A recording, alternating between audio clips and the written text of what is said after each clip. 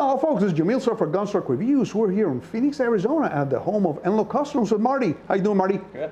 Awesome. Marty, today you're going to teach us how to properly install the trigger guard on an AR-15 lower receiver, which is one of those most terrifying things in the world because you can break it, right? You can damage the receiver, absolutely. So one of those things you really want to be careful about. Well, that's something that we're going to learn today, how to properly do it, right? Stay tuned and check it out, how it's properly done.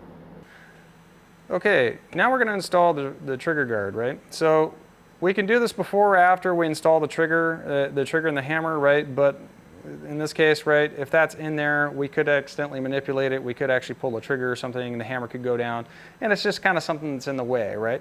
This is one of these things that we want to be careful about because we can damage the receiver, right?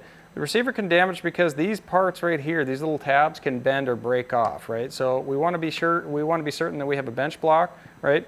We have a Obsidian and arms kit here, right? For assembly, we have their starter punch and a roll pin punch, right? And we're going to just take the time here to install it. So what you'll see here is that you have a detent, right? Or at least this nice little tab in here. This goes in very easily, right? In here, and I can just push that right into place and roll it in. And you're going to hear it snap as soon as it hits the right spot, or at least hopefully it will. Oh yeah, right there. So you see the hole? Popped right in. So that's the easy part, right? So now we're going to grab our roll pin, right? And I want this to be supported. That's one of the reasons why I have this bench block here, right? I'm going to start with our starter punch for the roll pin. This is going to go right in here, right? And we're going to put this firmly on our bench block with our starter punch and go ahead and just tap this a little bit, right? Make sure it's in there, right? If it's misaligned, we want to back out, right? So I could even come in from the back side, but we don't want a misalignment in there at all. So we're just going to kind of check that a little bit. And that's just slightly out, but it's loose. So you'll notice how it's loose back and forth. I want to just barely tap this a little bit more, right? Make sure it's centered with full support.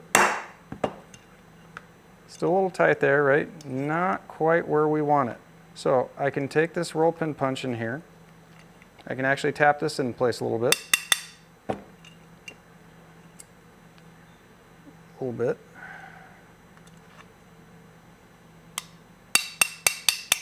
There we go. Now those are aligned.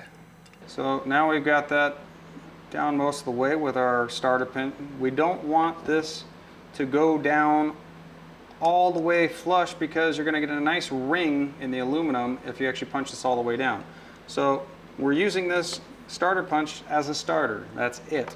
Once we got the pin halfway into the trigger guard itself, we're going to switch over to the roll pin, which you'll notice has a nice little tab there right on the end.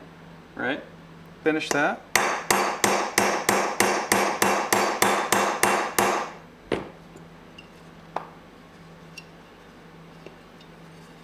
That is how you install trigger guard.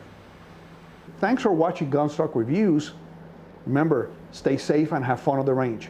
Thank you for watching Gunstock Reviews. Please visit our website at www.gunstockreviews.com for more exclusive content. Please visit our Patreon page at www.patreon.com/gunstockreviews. Your contributions would be greatly appreciated and help us grow our selections and frequency of videos.